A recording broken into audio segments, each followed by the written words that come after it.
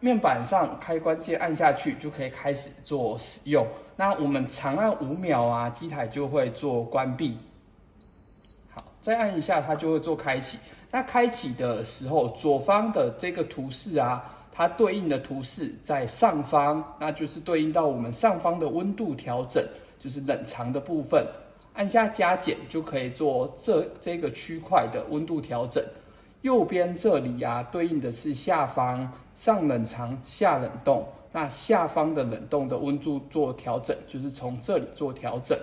那中间有一个 Mode， 就是模式的按键，那它总共有5大模式加一个儿童安全锁的使用可以做选择。要出国，家人要出国，或是如果是展厅展间的空间使用这台机器，然后比较长时间没用，那我们就可以选到假期模式，就是一只阳伞的这个符号。按下 OK 后，它就会以一个比较省电的模式下去运行这个运行这个冷藏的功能。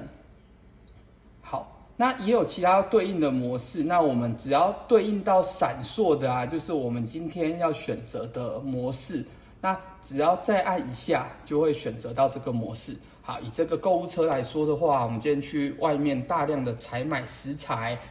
那冰到冰箱的时候要做快速的保鲜，那就适合用这一个购物车的模式。那 Mode 一样，跟刚刚操作一样 ，Mode 再按一下，再按 OK， 这个模式就做取消。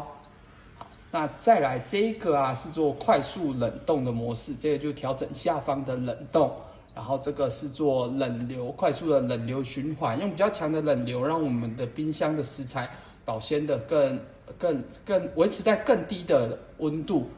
好，这个是饮品的冰镇，它这有30分钟的时间做饮品的快速冰镇，就是我们今天买饮料，买了啤酒，可能想要快速喝到就是冰冰凉凉的饮料啤酒的话，就进来后选择这个模式，按下 OK 就会执行这个模式。